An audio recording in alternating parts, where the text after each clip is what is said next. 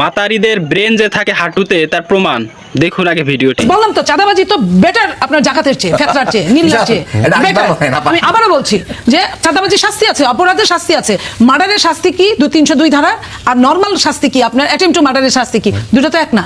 একটা আপনি যেটা করছেন, আপনি তো সম্পূর্ণ অন্যায় দিয়ে আপনি ইসলামী ব্যাংক বানাইছেন, আপনি পরিবহন বানাইছেন, আপনি আপনার মতো করে বাংলাদেশের অনেক জায়গা জমি কিনছেন, আপনার মতো করে আপনি তো সরকার না, আপনি তো সামন্তবাদ হয়ে গেছেন। দেখেন তো কিসের সাথে কিসের তুলনা করলো, আর কোথায় জাকাত আর কোথায় হলো চাঁদাবাজি। আর চাঁদাবাজি কি কেউ আপোষে দেয়?